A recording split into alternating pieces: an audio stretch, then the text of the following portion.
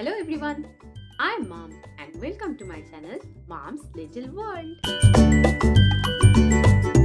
আজকে আমরা বাংলা পড়ব। বাংলা বানান কিভাবে শিখব সেটাই দেখব। বাংলা ভাষায় 11টি স্বরবর্ণ আছে। অ থেকে ও পর্যন্ত এগুলোকে বলে স্বরবর্ণ এবং ক থেকে চন্দ্রবিন্দু এগুলিকে বলে ব্যঞ্জনবর্ণ। আর বাংলা ভাষায় মোট 39টি ব্যঞ্জনবর্ণ আছে।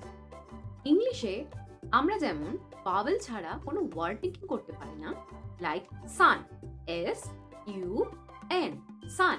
Here U is vowel, S and N are consonant. তেমনি বাংলা ভাষাতেও স্বরবর্ণ ছাড়া ব্যঞ্জনবর্ণ একা একা শব্দ তৈরি করতে পারে না। তাহলে কি স্বরবর্ণগুলো ইংলিশের মতন ব্যঞ্জনবর্ণের পাশে বসে ওয়ার্ড মেকিং করে? স্বরবর্ণের প্রথম বর্ণ অ ছাড়া অন্য বর্ণগুলি ব্যঞ্জন বর্ণের সঙ্গে যুক্ত করে স্বরবর্ণের পূর্ণ রূপ বদলে সংক্ষিপ্ত রূপে আমরা ব্যবহার করি। এই সংক্ষিপ্ত রূপকে আমরা স্বরচিহ্ন বা কার বলি। স্বরবর্ণের স্বরচিহ্ন বা কার চিহ্ন হল 10টি। সেগুলি হল আকার, হ্রস্ব ইকার, দীর্ঘ ইকার, হ্রস্ব উকার, দীর্ঘ উকার, ঋকার, একার, ঐকার, ওকার এবং ঔকার। তবে স্বরবর্ণকে আমরা পূর্ণরূপেও ব্যবহার করতে পারি, যেমন অজগর, আম, ঈগল। এবার আমরা দেখব স্বরচিহ্ন এবং একটি ব্যঞ্জন বর্ণ যুক্ত হয়ে কেমন উচ্চারণ হয়। ক যুক্ত আকারে কা বা কয়াকারে কা, কয় হ্রস্বইকারে কি, কয় দীর্ঘইকারে কি, কয় হ্রস্বকারে কু, কয় দীর্ঘকারে কু, কয় রিকারে ক্রি, কয়েকারে কে, কয়ইকারে কই, কয়কারে কো এবং কয়উকারে কৌ।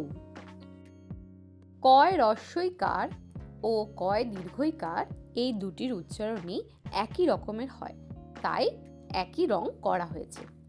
এবং কয় হ্রস্ব উকার ও কয় দীর্ঘ উকার এই দুটির উচ্চারণও একই রকমের হয়, তাই একই রং করা হয়েছে। এইভাবে বাকি ব্যঞ্জন বর্ণগুলিকেও স্বরচিহ্নের সাথে একইভাবে পড়ে নিতে হবে। শুধু ব্যঞ্জন বর্ণ উম, ইয়, খণ্ডের ত, বিসর্গ, অনুস্বর, চন্দ্রবিন্দু এগুলির সাথে স্বরচিহ্ন যুক্ত হয় না। তাহলে প্রথমে আমরা স্বরচিহ্নের সাথে ব্যঞ্জন বর্ণগুলিকে এইভাবে মুখস্থ করে নেব। যখন দেখব আমরা ইজিলি এগুলোকে উচ্চারণ করতে পারছি, তখন আর কয়াকারে কা, কয় হ্রস্বইকারে কি, কয় দীর্ঘইকারে কি এইভাবে বলবো না। একবারে কা, কি, কু, ক্রি এইভাবে বলবো। তাহলে চলো বাকি বর্ণগুলোকেও এইভাবে পড়ে নিই।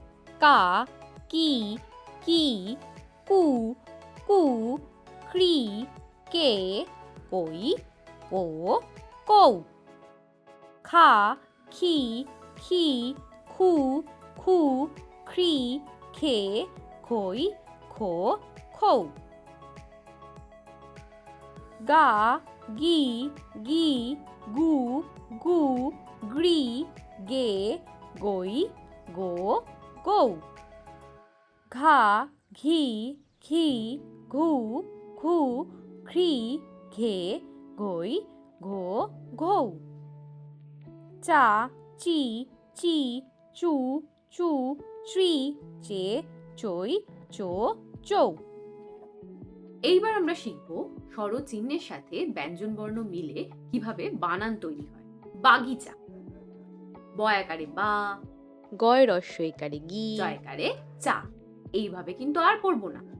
এখন আমরা একবারে বা, গি, চা বলবো।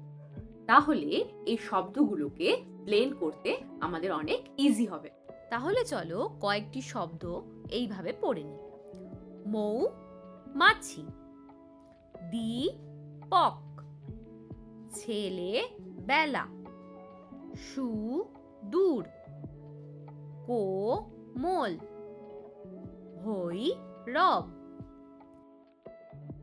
তাহলে প্রথমে স্বরচিহ্নের সাথে একটি ব্যঞ্জন বর্ণ যুক্ত করে কি উচ্চারণ হয় সেটা প্র্যাকটিস করব, আর তারপরে বানান তৈরি করা শিখব। আজকে আমরা যে টপিকটি নিয়ে পড়লাম সেটি নিয়ে যদি কোনো প্রশ্ন থাকে আমাকে কমেন্টে জানিও। সবাই সুস্থ থেকো, ভালো থেকো। Thank you.